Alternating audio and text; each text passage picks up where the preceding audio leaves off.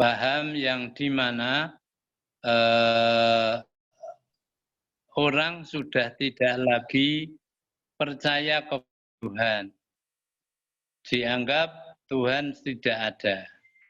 Sedangkan yang masih memungkinkan percaya pada Tuhan adalah kelompok agnoteisme.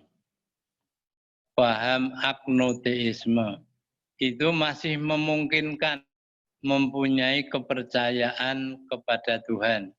Masih memungkinkan kita ajak untuk bertuhan. Selain paham ateisme, naturisme, agnoteisme, kita mengenal paham. Sebelum saya lanjutkan, paham ateisme itu menganggap bahwa tidak di kehidupan setelah kematian. Kehidupan dunia ini merupakan kadal dunia adalah akhir daripada kehidupan. Tidak ada kehidupan lagi setelah kematian. Jadi tidak percaya kepadanya alam akhirat. Itu saya garis bawahi tentang paham ateisme. Di lain itu, kita sering mendengar paham materialisme dan paham sekularisme dan paham sekularis, ada ateis, ada paham yang dikenal dengan paham rasional. Artinya itu mempunyai anggapan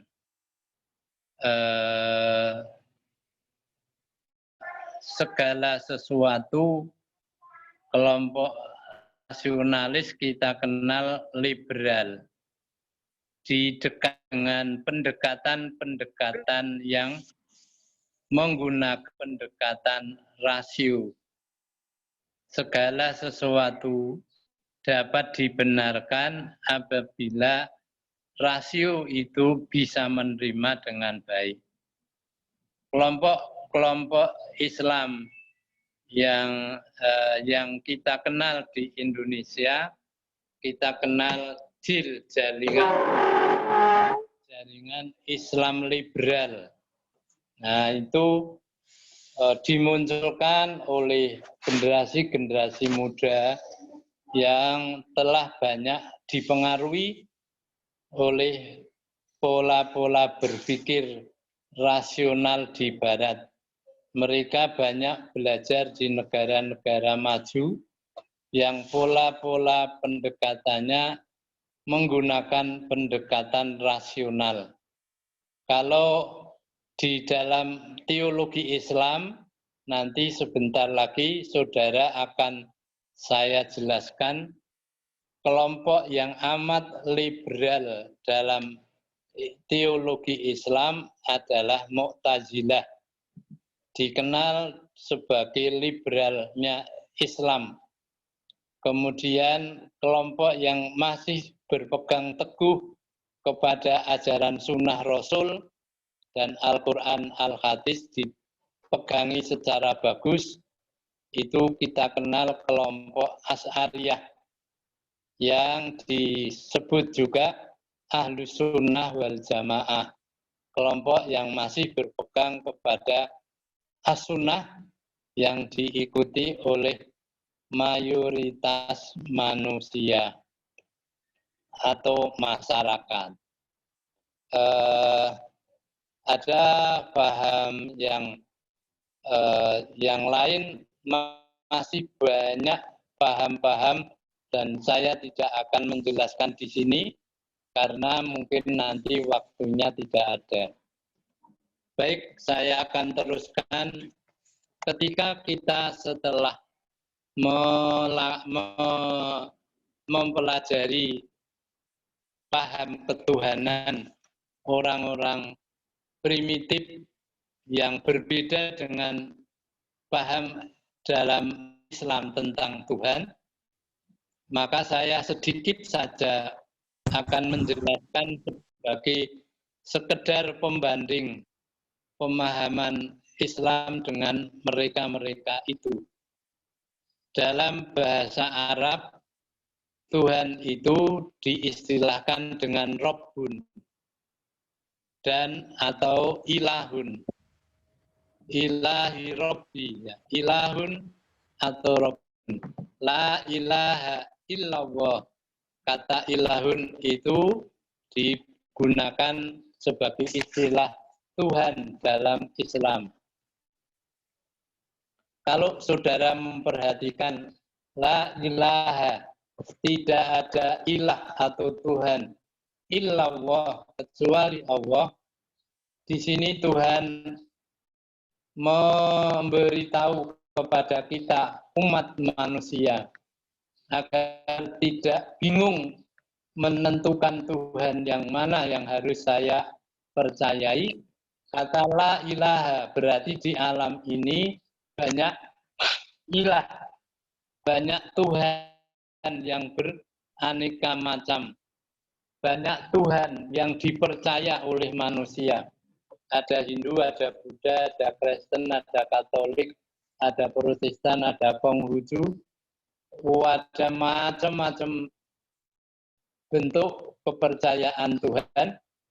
Dari sekian banyak Tuhan, apabila kamu mencoba untuk mengkaji dan meneliti dari sekian banyak Tuhan, untuk menyimpulkan Tuhan yang mana yang bisa menjadi pilihan, mungkin kamu sampai mati belum bisa membuat kesimpulan dan rampung penelitian saking banyaknya Tuhan dari sekian banyak agama-agama yang ada di alam ini. Alhamdulillah berarti Al-Quran membimbing kita untuk memberi jalan kepastian bahwa ilah yang pasti itu adalah Allah. Maka diawali dengan kata la ilaha, tidak ada Tuhan illallah, kecuali Allah. Maka dalam teori ilmu bahasa, kalau ada kata la yang kemudian tidak diikuti setelah itu ilah, maka artinya kepastian. Ya, bahwa Tuhan yang pasti, Tuhan yang benar, la ilaha itu adalah Allah dan Muhammad adalah utusan Allah. Itu syahadat, kesaksian kita. Kenapa kata ketuhanan dihubungkan dengan Nabi Muhammad? Karena kita tidak akan bisa benar berketuhanan kalau tidak mengikuti apa yang diajarkan oleh Nabi Muhammad.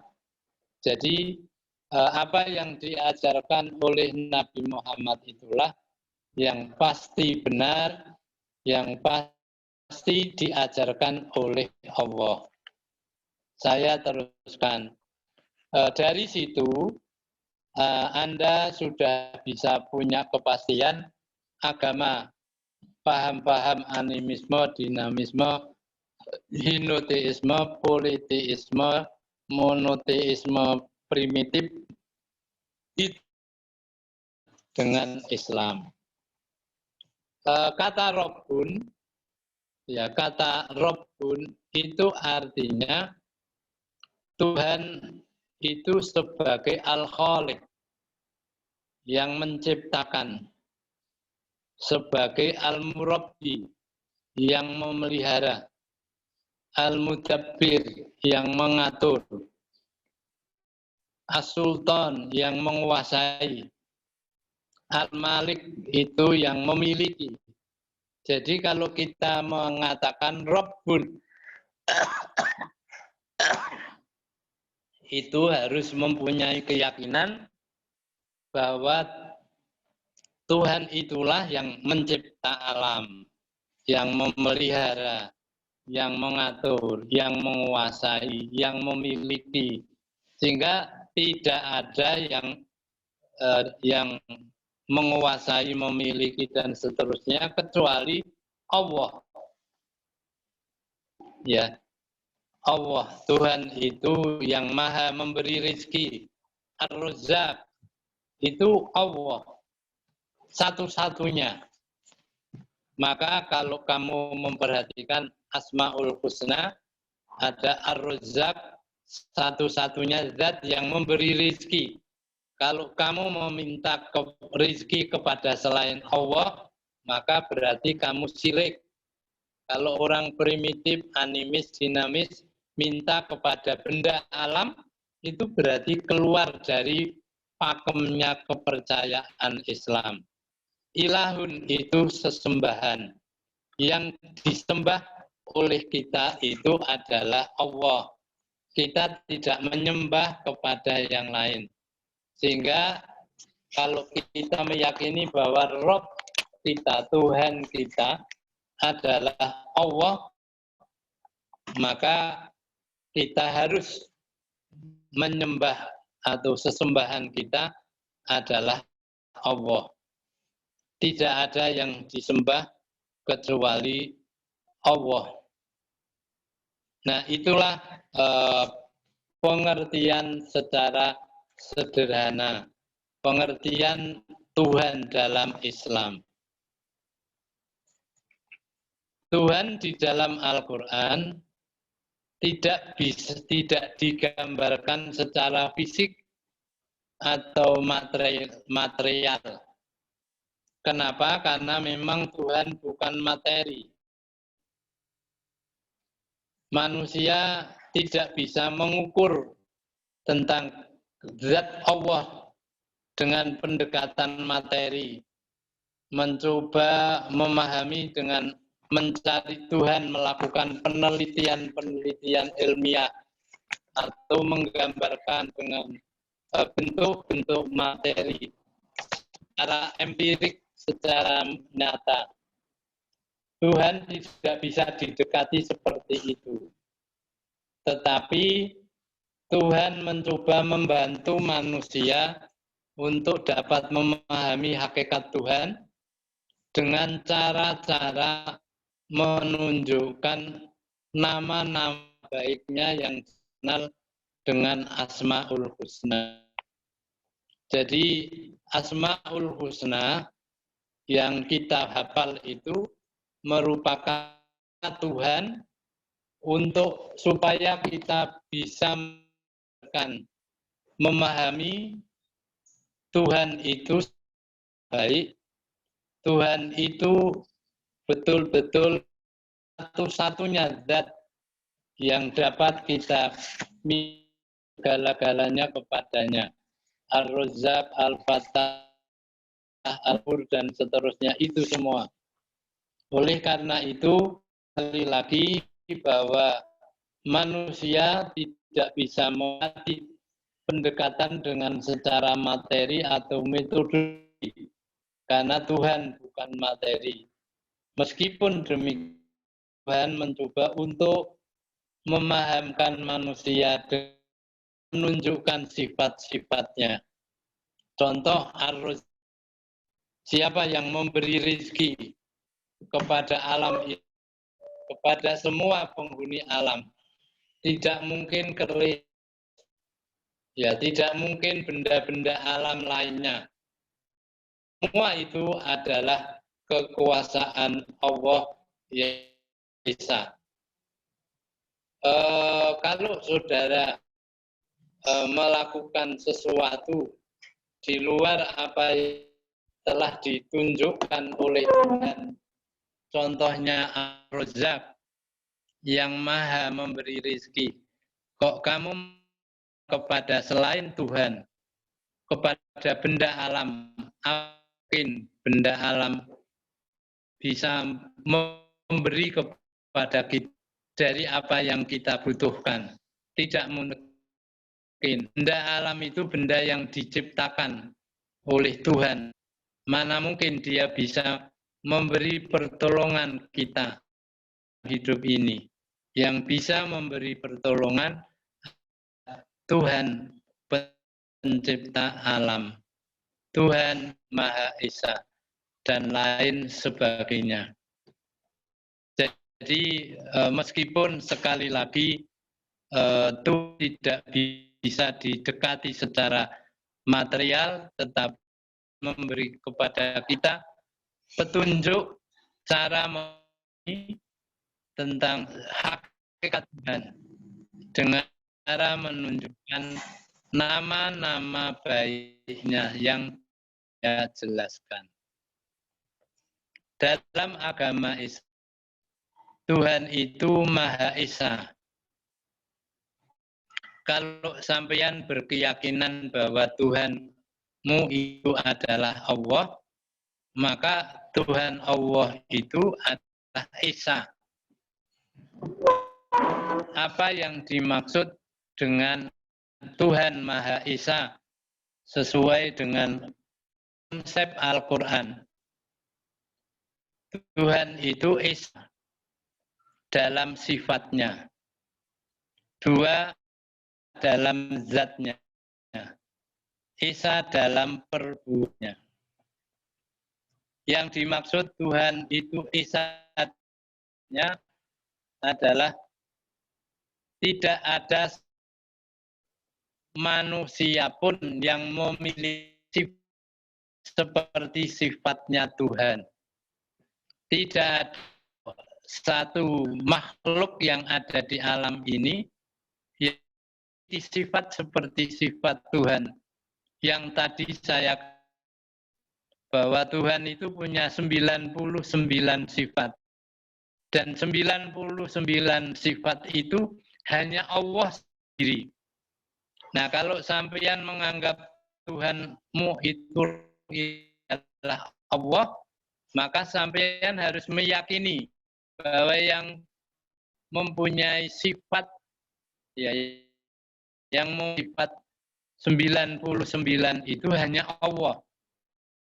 Maka contohnya tadi saya contohkan sifat satu, Rozak, yang memberi rezeki. Kalau kamu mengesahkan Tuhan, kamu berarti harus yang memberi rezeki itu hanya Allah. Kamu mempercayai ada selain Allah yang bisa memberi, yaitu seperti animis, dinamis, keris, atau alam, berarti kita menyekutukan Tuhan. Berarti kita itu kafir. Itu contoh. Yang lain yaitu Tuhan Maha Esa. Esa dalam zatnya, berarti Esa dalam zatnya itu Tuhan tersusun dari bagian yang terpotong-potong. Dan tidak terdapat zat lain yang menyerupai. Ya, tidak yang menyerupai.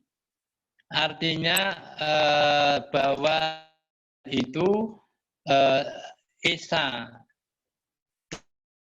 kita terdiri dari bagian-bagian. Kalau mempunyai mata, mempunyai telinga, bagian-bagian seperti, maka kita berarti Tuhan seperti kita. Tuhan Esa dalam zatnya. Zat itu artinya zat Tuhan tidak banyak, hanya satu berbilang. Itu bisa dimaknai seperti itu. Kemudian Esa dalam perbuatannya, fil fi'li, tidak ada yang bisa berbuat sebagaimana yang dilakukan oleh Tuhan. Ya, sebagaimana yang dilakukan oleh Tuhan. Jadi kalau kita meyakini perbuatan Tuhan dalam pengertian roh itu kholik, Tuhan mencipta alam, yang memelihara alam. Kita harus yakin bahwa Tuhan itulah yang menciptakan alam, bukan dewa yang diyakini oleh paham dinamisme. Tuhanlah pencipta alam. Yang berbuat, tidak ada yang bisa berbuat seperti Allah. Allah yang mengatur alam, ya, mengatur alam, yang memiliki alam. Alam ini diatur oleh Allah sendiri, tidak ada yang lain kecuali Allah. Mudabbir, ya, Allah itu mudabbir. Yang bisa berbuat itu hanya Allah. Coba bayangkan di alam ini, di udara, di darat, di lautan, banyak hewan-hewan, makhluk-makhluk yang hidup. Siapa yang bertanggung jawab? Siapa yang mengatur itu semua? Manusia tidak akan sanggup mengatur itu semuanya. Karena itulah kita seorang Muslim harus meyakini bahwa Rob itu adalah Tuhan. Kalau kita meyakini Rob itu adalah Tuhan, berarti kita meyakini keesaan Tuhan dalam perbuatannya. Ya, meyakini Tuhan Esa dalam perbuatannya. Tidak meyakini selain Tuhan. Meyakini dari tiga hal itu berarti kita mengesakan Tuhan. Sementara yang kita yakini, yang kita pahami, meyakini Tuhan itu Esa, kita hanya meyakini bahwa Tuhan itu satu, tidak lebih. Padahal pengertian Tuhan Maha Esa itu, Esa dalam sifat, Esa dalam zat, Esa dalam perbuatan. Berarti kita meyakini Allah sebagai Rob. Karena itu pula lah kita menjadikan dia sesembahan. Maka mutlak seorang bertauhid harus menyembah Allah Subhanahu wa Ta'ala. Di sini terjadinya perbedaan yang nyata antara yang diyakini oleh orang-orang primitif, orang-orang berpaham dinamisme dan berpaham dinamisme dan lain sebagainya. Karena itu di dalam ajaran Islam, kalau kita meyakini bahwa Tuhan itu adalah, atau kita mengesahkan Tuhan, maka ada di dalam tauhid, ada macam-macam tauhid, yaitu tauhid rububiyah, tauhid mulkiyah, tauhid uluhiyah. Ya, ada tauhid rububiyah, ada tauhid uluhiyah, ada tauhid mulkiyah. Nah, tauhid rububiyah, kalau Anda buka surat Al-Fatihah, itu ada Alhamdulillahi Rabbil Alamin. Kemudian Maliki Yaumiddin, itu tauhid mulkiyah. Kemudian rububiyah, iyyaka na'budu wa iyyaka nasta'in. Dari situ di surat Al-Fatihah bisa meyakini bahwa dalam Islam itu kita kenal tauhid rububiyah, tauhid mulkiyah, dan tauhid uluhiyah. Dari sekian banyak tauhidnya tersimpan atau terkumpul dalam surat Al-Fatihah. Ya, dalam surat Al-Fatihah Inti daripada surat Al-Fatihah, inti ajarannya adalah mengajarkan tentang ketuhanan. Jadi kalau Anda baca surat Al-Fatihah, artinya kita belajar tentang ketauhidan, tentang ketuhanan. Itu merupakan dasar landasan dalam bertauhid menurut ajaran Islam. Karena itu merupakan dasar dalam bertauhid dan itu paling penting, maka surat Fatihah selalu dibaca oleh kita dalam setiap rakaat dalam sholat dan tidak sah kita kalau kita tidak membaca surat Fatihah. Ya, kenapa? Karena di situ benar-benar tauhid harus tertanam betul diri kita pada jiwa kita yang sehingga kita yakin Allah adalah Rabb, Allah adalah ilah Rabbun. Itu yang harus dipegang teguh sebagai seorang yang beragama Islam.